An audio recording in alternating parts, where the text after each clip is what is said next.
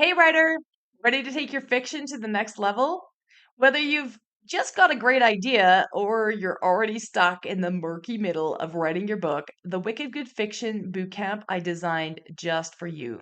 This 8-week self paced online course gives you the tools, the guidance, and the support you need to get to the end of your book and know that it is wicked good. Head to susievidori.com/bootcamp or follow the link in the show notes for more information and get started today. I'll see you inside where I'll be there to support you as you comment and share your work throughout the course.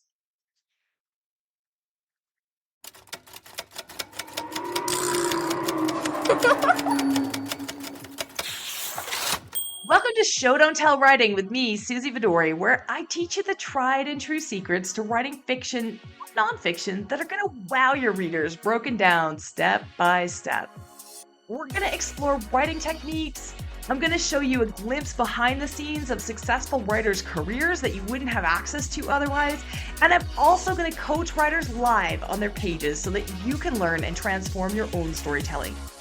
Whether you're just starting out, you're drafting your first book, you're editing, or you're currently rewriting that book, or maybe even your 10th book, this show's going to help you unlock the writing skills that you didn't even know you needed, but you definitely do.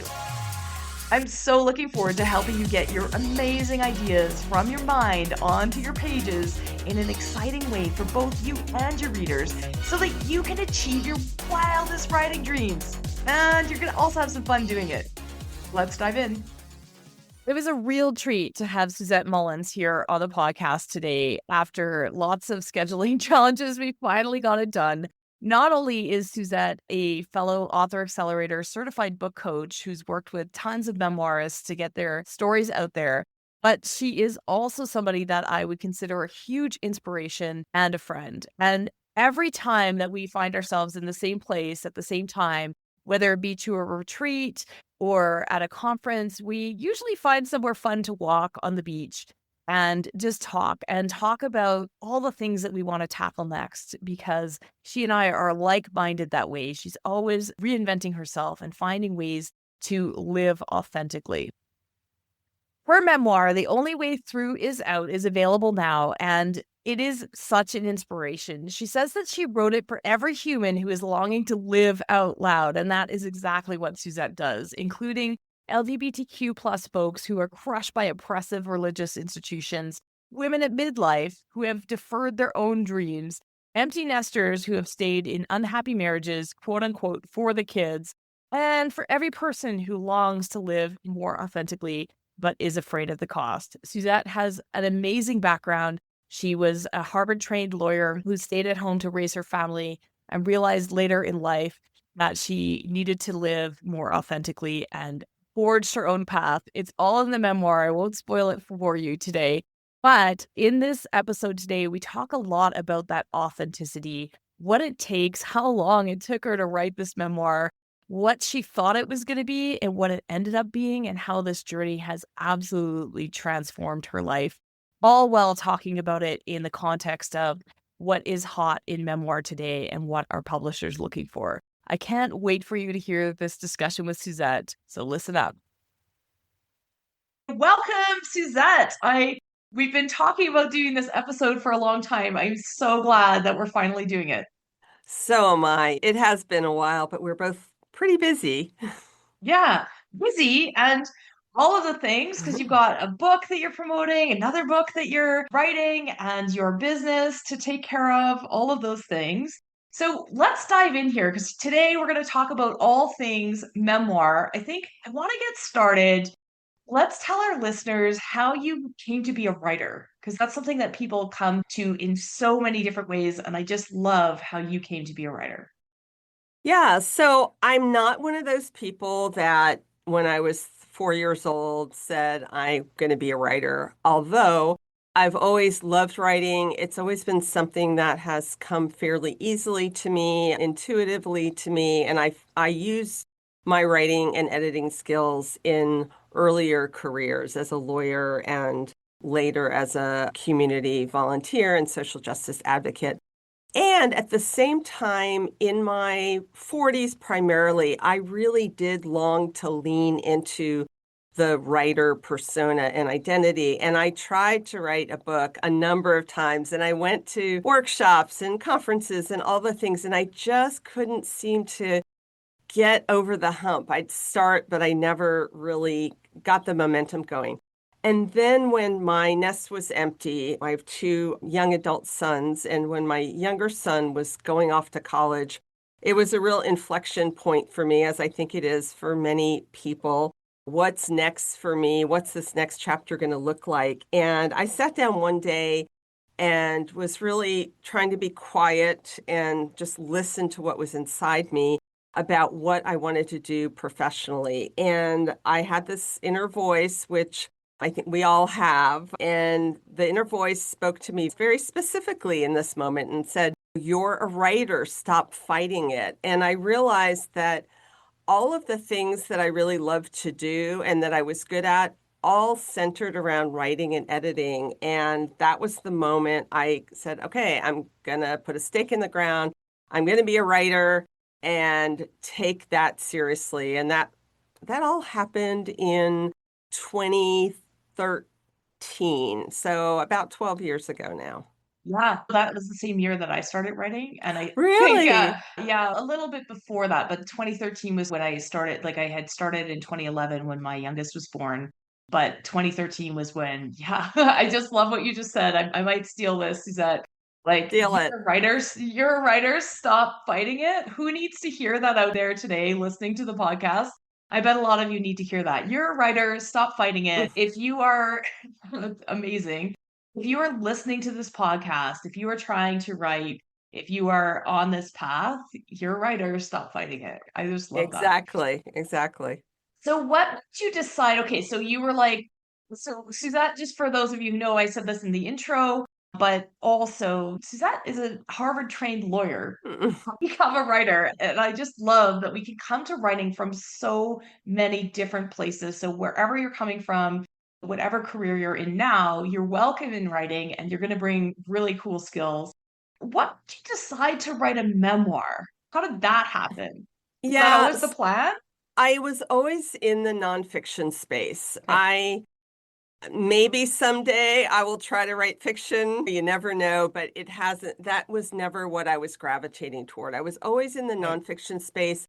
When I was trying to write a book earlier in my 40s, it was more, I would say more in the prescriptive nonfiction space. I was very interested Like in self-help or spiritual, yeah, business book. Yeah. more like self-help and more about spirituality and more topic-based than story-based. Oh my gosh, I actually want to talk to you about that another time. Love to Okay, see. Suzette's sure. amazing. I would love to see what you were going to write about spirituality. We're not going to talk about Okay. that on this, but All yeah, right. that Well, sounds really cool. I still probably have some boxes of notes from all the books that never got written. We all That have sounds like an those, right? exciting day to go through that. Yes, especially because I may be moving, so I maybe I'll have to go through those. But yeah, so I had an idea for a memoir. I think with memoir, and this is probably true of a lot of fiction writers also, there's some question or some event or some issue that you feel that you need to get a better handle on. You need to understand it, you need to explore it. And writing is a great way to do that initially for yourself. And then when you have some sense of what is this thing about, you can then write it for others for publication. And so I had something I wanted to explore. This is way back in 2013 when I was first like, I'm going to write a memoir. And the question was, my father had passed away 2 years earlier, and he had been diagnosed with Parkinson's, early onset Parkinson's when he was 52. He had lived for 21 years later, and he was such a positive and joyful person. And I really had struggled with joy in my adult life, despite having outwardly having a very beautiful life. And the initial idea was I wanted to dig into his story and my story to see what I could learn about joy and peace from someone whose life took a very not great turn at age of 52 being diagnosed with Parkinson's, and yet he was still living joyfully. So I wanted to learn what was his secret and what could I learn about joy. That's where the memoir started, way back. That's like way back before you even know, back in I was gonna 2013. say, I, this is all news to me. I don't yeah, know this story, and right. I'm excited. I'm excited, and Yeah. I love, love, love that what you remember about your dad is his joy for life. Like, what a legacy! What a legacy! That's so Yeah. cool. And so I worked on that idea for quite a while. And then it started morphing into something else. And then it morphed into something else. It just continued to morph until eventually I was writing a very different story, a very different set of events that the plot, let's say, was very different from what I thought the plot would be. But interestingly, I've had a lot of plot twists in my life. And that's the thing with memoir. You have to say, what do you do with those plot twists? But interestingly, the kernel of the issue that I really wanted to explore about joy really shows up in the book that I eventually published, the memoir, The Only Way Through Is Out. And that's a long answer to your question about why No, it's memoir. a Yeah. terrific answer. Why memoir? This is the thing is people, I love that you say that it morphed and it changed. And I would imagine a lot of listeners listening to this, just starting out on their path, if they're thinking they want to write a memoir about your life, and you think, isn't what happened to you what happened to you? And because we think of memoir as like this cradle to grave events that happened, that isn't it, right? It's about this kernel of one particular moment or one particular part of your journey that you want to highlight. And until you've figured out, yes, I want to write about my life. And at the time, you were going to write about your life interwoven or interspersed with your dad's, it sounds, and I didn't even know that before. That's such a cool Hmm. story.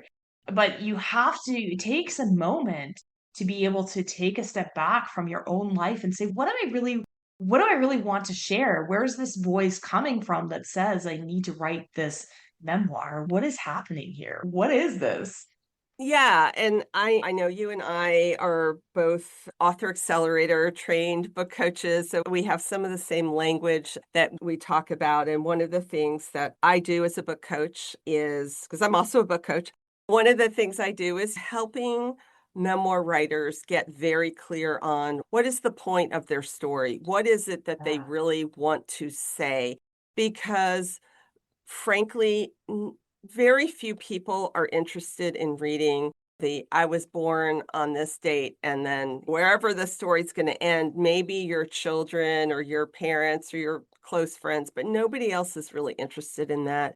But they are interested in an emotional journey that you have gone on that while the facts of the journey, the plot might be very different from your reader, from the person who's reading the book, the universal truth, the emotional journey, people are going to connect with that. And it's hard work. I don't want to discourage anyone from writing a memoir and I want to say it is not easy. And the people that succeed at writing and then getting their book out in the world are the people who have a very clear sense of why they want to do this and why it's important and what they want to share. And it can take a while to get there. Most of the writers who come to me, I don't know if this is true for you, Susie, but most of the writers who come to me wanting to write a memoir, they do have a sense of the overall direction or the overall slice that they want to write about. They're not typically coming to me saying, I want to write the story of my life. But the way I like to describe it is they have an idea of the target, the very big target. If you were doing archery, they have an idea. Like I want to write about my divorce, or I want to write about raising a child with special needs. They have an idea of the topic, so the target, but then what is the story really about? What is the point? What is the deeper message? And that is where you do the deeper work and you do the first draft and you do the revision and you aim for that bullseye and you get closer and closer the more and more you write. So, can you share with us? I'm going to put you on the spot now because we've been dancing around this and how you came to it. What did you land on? What is For the point of my yeah, book. Yeah. So the point of, and I can even tell you the point of my next book because I'm working on my next book. excellent. Bring it. Yes. Yes. So the point of my first book is that authenticity is worth the cost. That's my bumper sticker.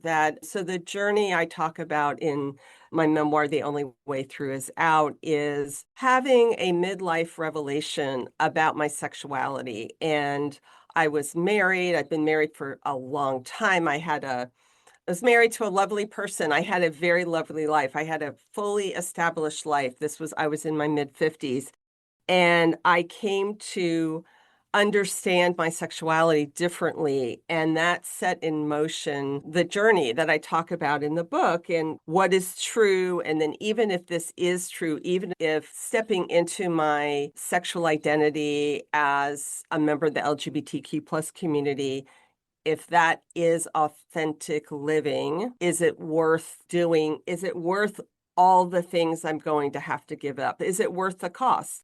And there's ultimately, at least for me, it was worth the cost. And that's why I made the leap. And so that would be my bumper sticker. The sort of, if I'm allowed to have two, my ancillary bumper sticker for my memoir is it's never too late. So it's never too late for a Yeah. new beginning because it is a midlife story. And there is that sense at midlife that maybe you've made your bed and you have to lie in it, or whatever it is, whether it's a career, a marriage, a relationship, anything. So that's the message. And I'm working through my first draft of my next book, which is currently called After the Leap. And so let me see if I can remember what my point is, because I do So I know didn't it, want to put you on the but spot. I'm like, no, no, sure, no, what should no, I do know. I do remember. The bumper sticker for the next book, the message is that authenticity is a lifelong journey. There was this sense of I made this big leap 8+ years ago now. And there's been some more leaps that have happened since then and that relate to the authenticity journey. And I think that what I've learned and what I want to share in this is that it's not a one and done thing. It's not that if you make a leap, whatever the leap is, if everything doesn't turn out perfectly or exactly how you thought it would, it doesn't mean that you made a mistake. It means that you're living and you're going to be given more and more opportunities to choose authenticity. So that's the bumper sticker for the next book. Yeah, I love that, Suzette. And honestly, I'm just thinking, oh my gosh, this is going to be a 3 hour podcast of me.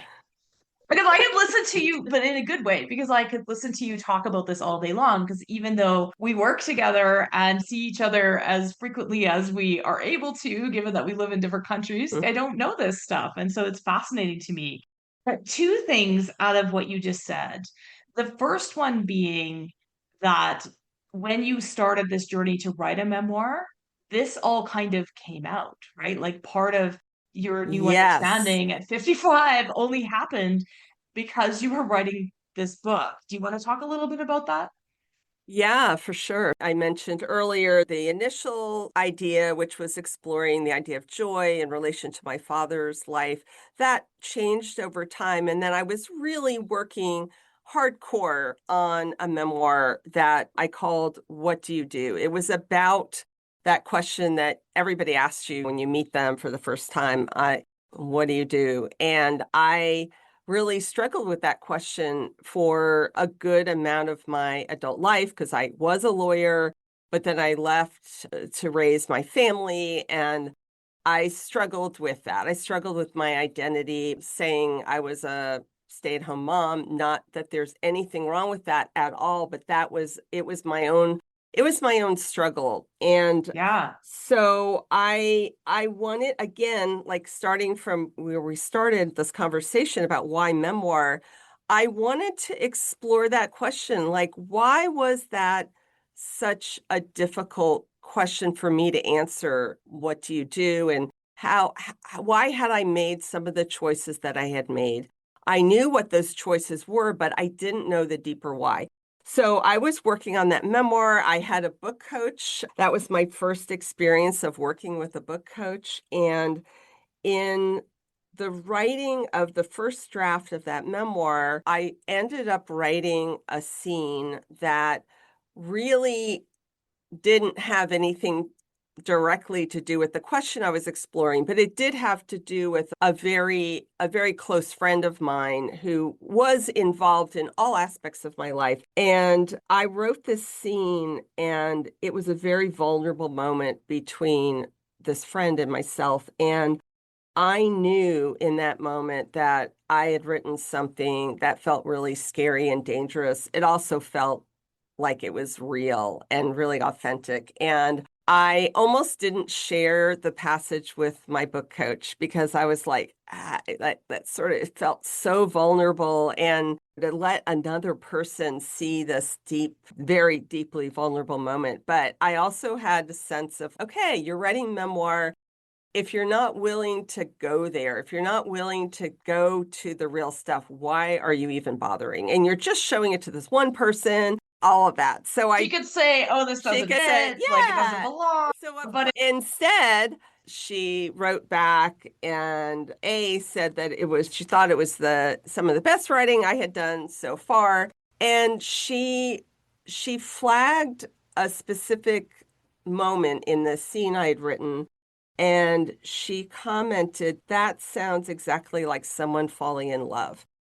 And that comment, that moment was like this pivotal moment in my life, let alone my writing, where I had really struggled with this relationship with this friend who was a woman. We had been friends for 15, 16 years at that point, and I didn't know, I couldn't really name my feelings for her, but I knew they're very intense. And when I saw that comment, it was like, are we allowed to curse on this? You can bleep me out. we'll bleep you out. It was an blank moment. Let's just say that when I saw her comment, because I was like, yes, oh my God, yes, that is what it was. I'm And in then love. I I'm in was love. like, I was Yeah. in love with her, and then I'm still in love with her. And then what am I going to do? Am I going to just put this genie back in the bottle and go on with my life? And I don't want to give too much of the book away, but that is the moment that sets in motion the whole story. We Yeah. talk about the inciting incident, right? Which is the event that sets the story in motion. And that really was that for me. And so I went on to live that story. What do I do with this thing I now know? And then I ultimately wrote about it. I wrote, The Only Way Through Is Out, the memoir. The first book, people have asked me, what'd you do with the book that I was writing? I'm like still stuck on the spirituality Oh stuff that you were yeah. gonna Oh write. yeah. I Anyway, I got want all these four. books. I got four. I've got at least I want all four, these if books. not more. Yeah. But yeah, so that What Do You Do book, as I was living the revelation that I had about this friendship, I just was like, I'm gonna go back to that book. So I just kept writing that book. I finished the first draft. I had this great ending, but in my actual life, I was struggling and grappling with this much bigger issue. Grappling with, So, is this yeah, my authenticity section worth the cost? exactly. Yeah. First grappling with what was really true. All of these things is this just all in my head, or is this actually my truth? And then once I did come to terms with that, yeah, what do I do? And is authenticity worth the cost? So bits and pieces of what I wrote in the first book, or Yeah. the What Do You Do book, maybe that's the third book, the What Do You Do book, made their way into the memoir that was published. Some of the backstory that was relevant to the new story I was telling, but the manuscript as a whole is in a nice file on my computer, and All maybe I'll right. pull little bits and pieces out of it So for so another. these are big questions, but I love how you're peppering through. If you guys listen to what Suzette is saying when she's talking about how she pieced together her memoir, she's talking about things that we often talk about in fiction as well, which is the inciting incident and the container and all these things. Because even though it's your story, you have to think about how it's going to affect the reader and how you're going to lay it out in a way that will draw them through the whole thing. But the second thing that I noticed, Suzette, when you were talking earlier, that was the first thing. The second thing was the end, right? Because you're writing another memoir. So, how do you write two memoirs of your life? Because your life changes and morphs. This comes up all the time when I work with memoir writers, which is, oh my gosh, I thought I was writing this, but now my life is going on. And how do I put that in there too? Like, how do I stop? Like, where is the Oh my end? gosh, that is Right? Do you want to so, talk about that for a oh, second?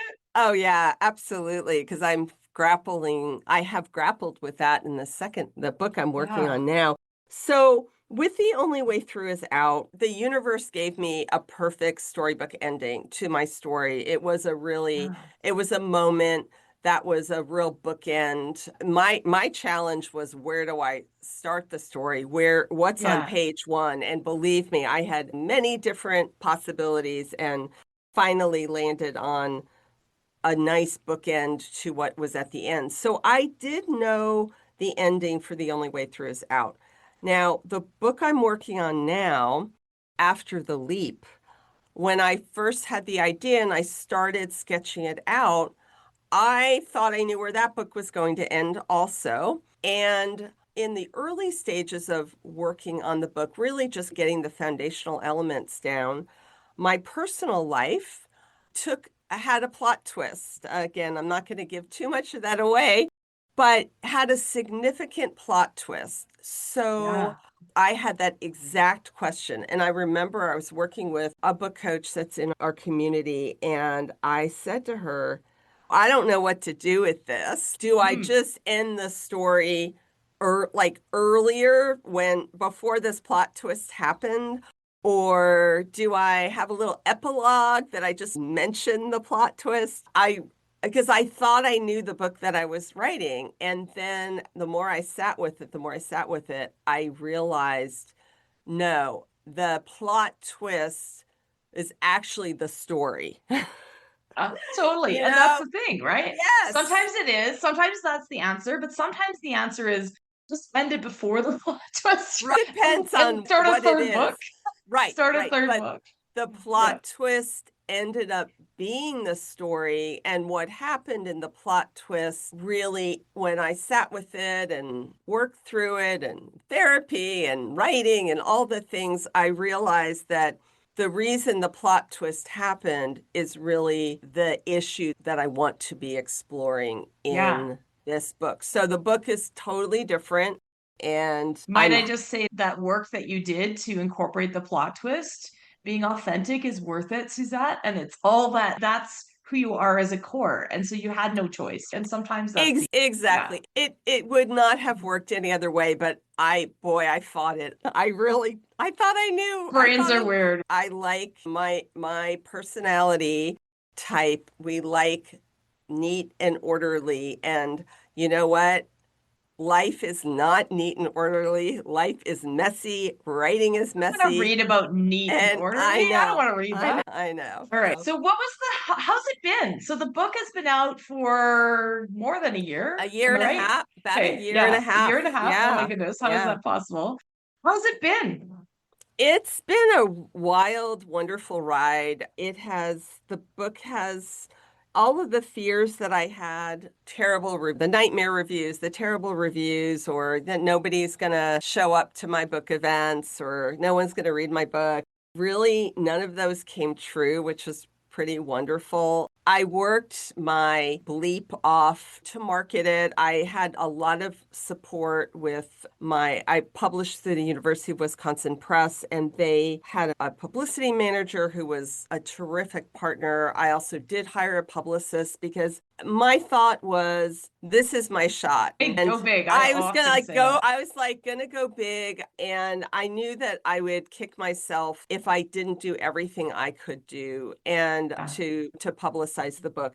It really has been wonderful. I loved actually meeting with readers at book events. I did a series of them when the book first came out, and then I've done lots of podcasts like this. And frankly, I need to get back on the wagon. I think you have that initial, like, you're just doing it all the time. And then you like take a breath. And then I've had some plot twists in my life, which have distracted me a bit, but I'm very proud of the book. And there's one thing I do want to say that I think will be useful. Another thing, hopefully there's been other things that have been useful, but Yeah. one thing that I would like to say is that I thought my book was ready before it was ready.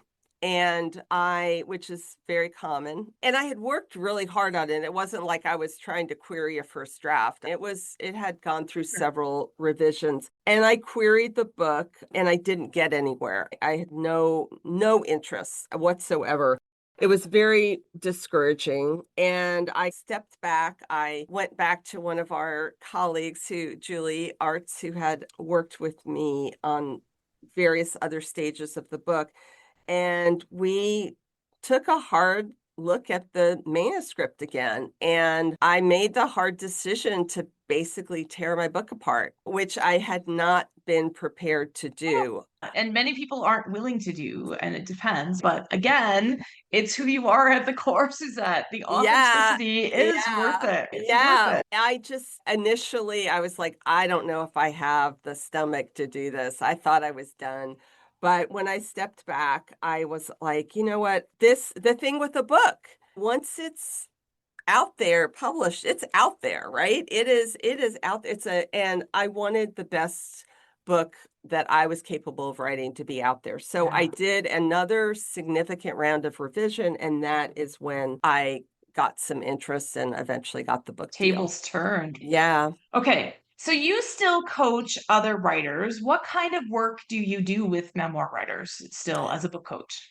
Yeah, so I've done it from soup to nuts over the years, but what I love to do the most, and I'm now really focusing my book coaching business on, is the early stages of the process when the writer comes to me with an idea, but they have no idea. So, really, at the beginning, they have no idea actually how to take their idea and get going on the first draft. So we do I call it a clarity intensive. It's based on some of the author accelerator blueprint materials that really help you dig into the foundational questions you need to be able to answer. Why do you want The to write this planning book? stages, The right? Yeah. planning. Yes, thank Yeah. you. That's a very concise.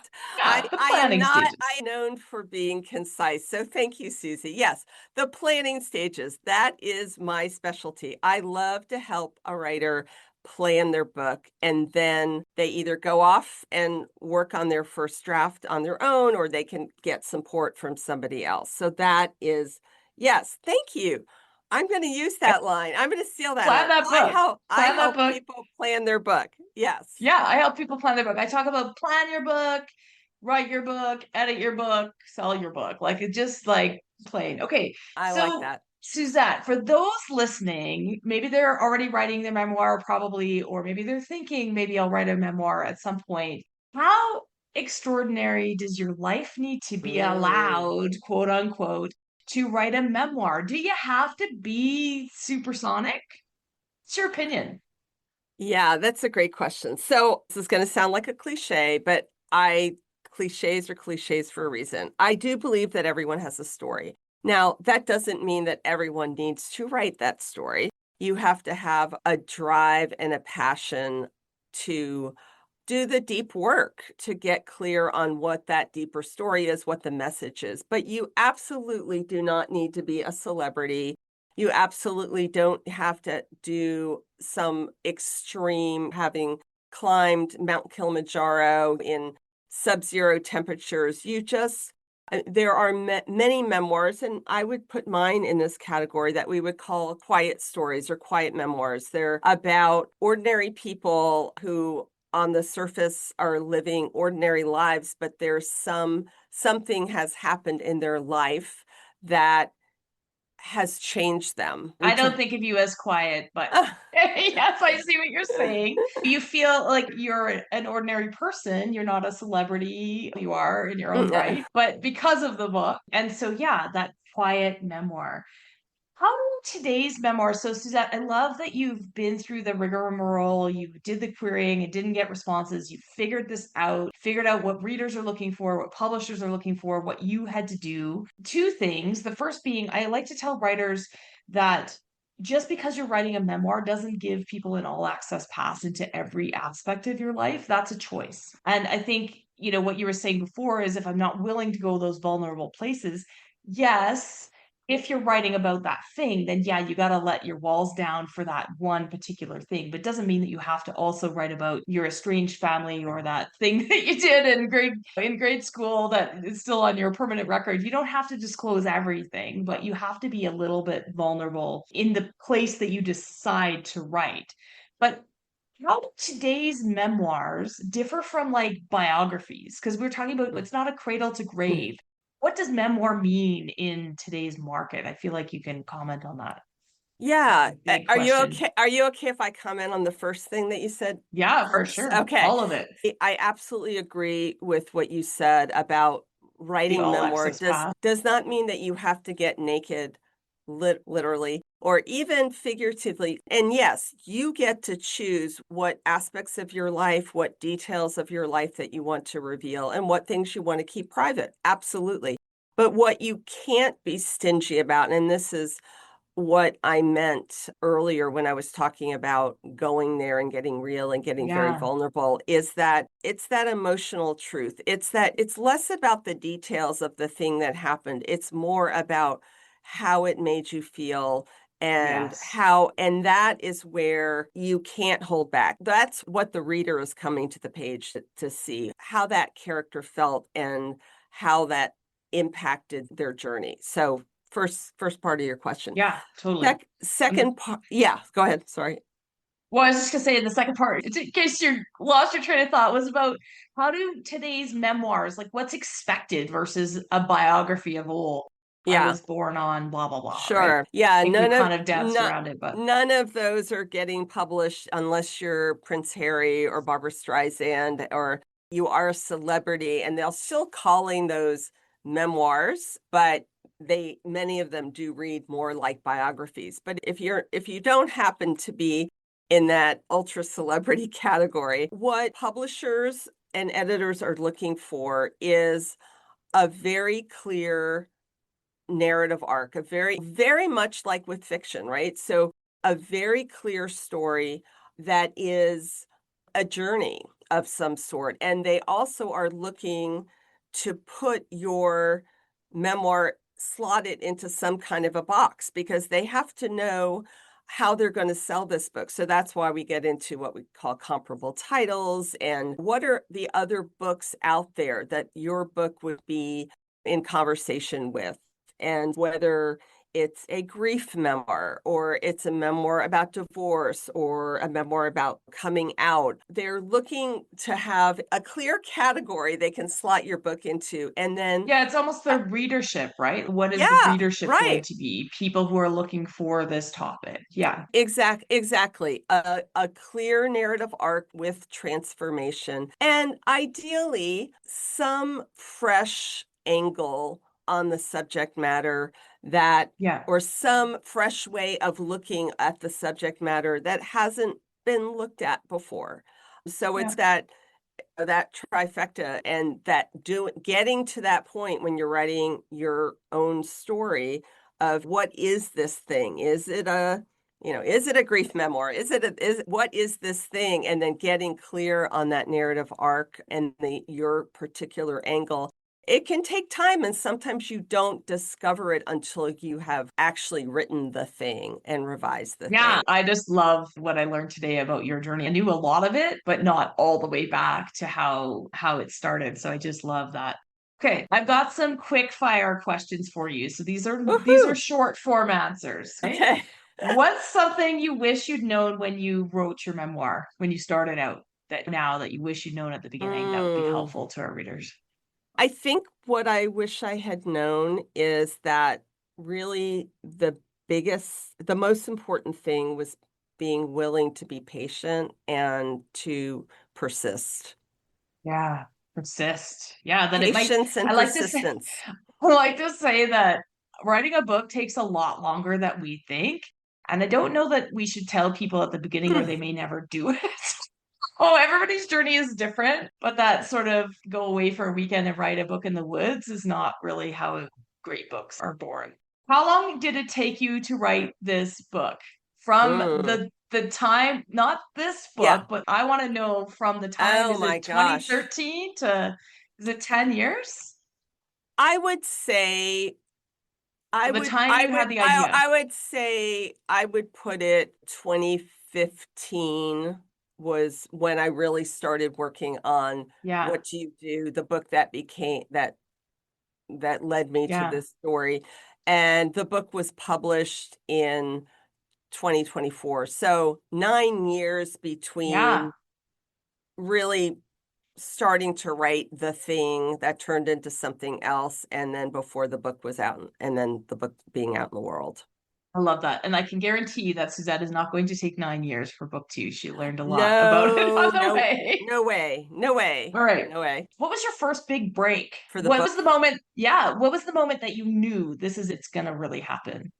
I'd say the day that I got the positive response to my query from the University of Wisconsin Press. Up until that point, I remember that day. yeah, I had just received either silence or form rejections, and I queried that publisher at 11 o'clock in the morning, and an hour or two later, I had a response from them, and I just couldn't believe it. So that was an amazing day, and it was just the beginning of the journey with that publisher, but it did ultimately lead to a contract and a book out in the world.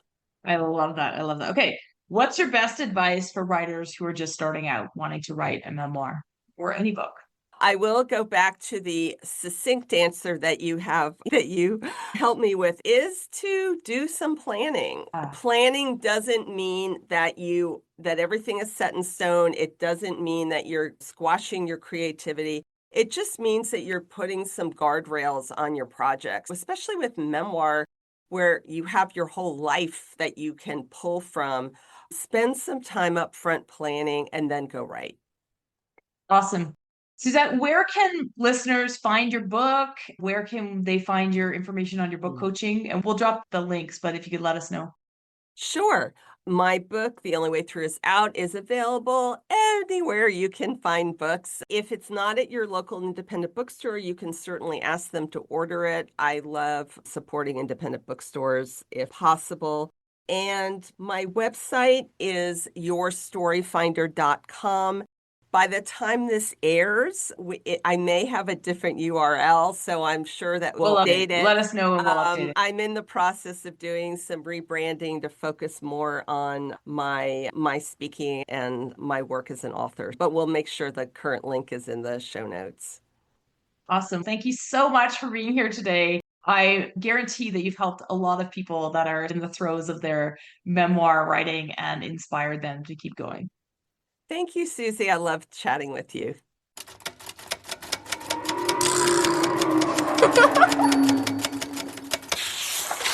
Thanks for tuning in to Show Don't Tell Writing with me, Susie Vidori. Help me continue to bring you the straight goods for that book you're writing or planning to write. Please consider subscribing to this podcast and leaving a review on Apple Podcasts, Spotify, or wherever else you're listening. Also visit susievidori.com/newsletter to hop on my weekly inspired writing newsletter list, where you'll stay inspired and be the first to know about upcoming training, events, and writing courses that happen in my community. If you're feeling brave, check the show notes and send us a page of your writing that isn't quite where you want it to be yet for our Show Don't Tell page review episodes. Remember, that book and your writing is going to open doors that you haven't even thought of yet, and I can't wait to help you make it the absolute best. If you're feeling called to write that book, keep going, and I'm going to be right here cheering you on. See you again next week.